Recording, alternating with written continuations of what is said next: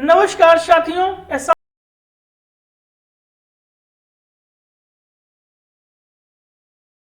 Short hand classes की online कक्षा में आप सभी का स्वागत है।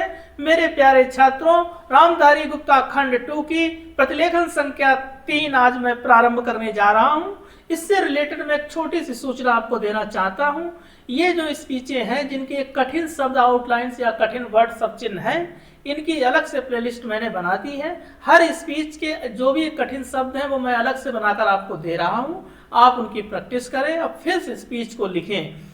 और अगर आपको और भी कठिन शब्द इसमें लगते हैं जो मैं नहीं ढूंढ पाया हूं, तो वह आप मुझे मेरे व्हाट्सएप नंबर पर भेज देंगे, तो मैं अगली स्पीच में उसको भी इंक्लूड कर दूंगा। अगर आप इस तरह प्रैक्टिस करेंगे तो आपका बहुत ही जल्द आउटलाइंस और स्पीच पर कंट्रोल आ जाएगा। आइए प्रारंभ करते हैं प्रतिलेखन संख्या 3 5 सेकंड के बाद। आइए आज हम अपने विचारों को उस दिन तक ले जाएं जब हमने गणराज्य की घोषणा की थी। अपनी विकास की योजनाओं के संबंध में हमने वास्तव में काफी प्रगति की है, परंतु क्या हम भारत के सब नागरिकों को दरिद्रता, अभाव तथा कष्ट से मुक्त करा पाए हैं? प्रकृति की शक्तियों को अपने अधीन करने और जनता के कल्याण के लिए उन्हें नियंत्रण में लाने की दिशा में भी हम आगे बढ़े हैं, किंतु हम यह नहीं भूल सकते कि कुछ महीने ही हुए हमें भारत के उत्तर पूर्वी प्रदेशों में भयानक बाढ़ का सामना करना पड़ा था, जिसके कारण बहुतायात के साधन छिन्न भिन्न हो गए और वहां की जनता को भारी हानि उठानी पड़ी। निसंदेह साक्षरता प्रसार और रोगों के निराकरण के महत्वपूर्ण उपाय भी हमने सोचे हैं।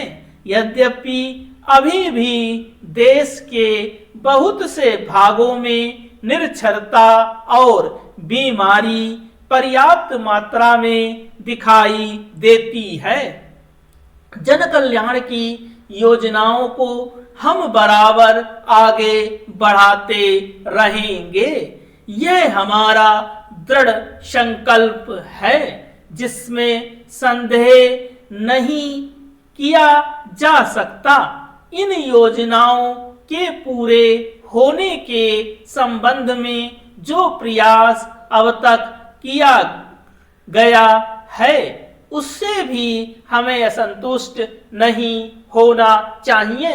फिर भी जो कुछ अब तक किया जा सका है, यदि वह बहुत चमत्कारी नहीं दिखता, तो उसका कारण यह है कि अभी निर्माण कार्य जारी है और समाप्त नहीं हुआ है। राष्ट्र के निर्माण में समय की आवश्यकता होती है। आज हमारा गणराज्य दिवस है और भारत जैसे प्राचीन राष्ट्र के इतिहास में 5-7 वर्ष की अवधि एक स्वल्प काल है।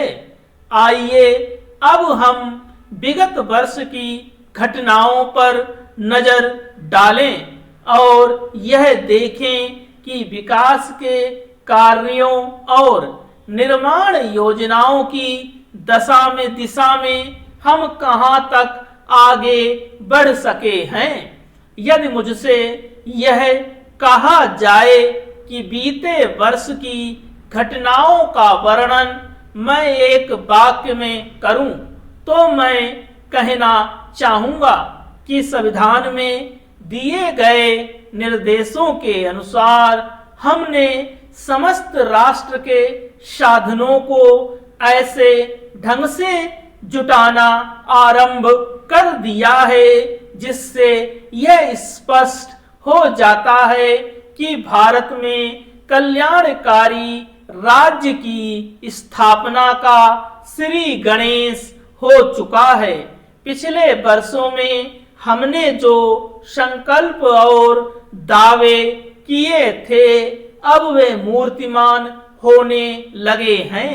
इसलिए अब यह समझना कठिन नहीं है कि राष्ट्र किधर जा रहा है और आगामी 10 या 15 वर्षों में हम किस स्थिति में होंगे।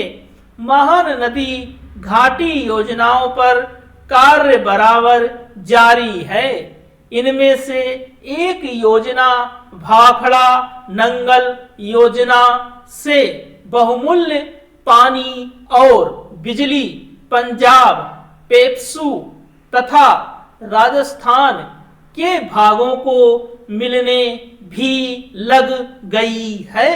दामोदर घाटी योजना से कुछ समय हुआ बिजली प्राप्त होने लगी थी और हीराकुंड, चंबल तथा दूसरी महान योजनाओं की भांति यह योजना भी यथेष्ट रूप से आगे बढ़ रही है।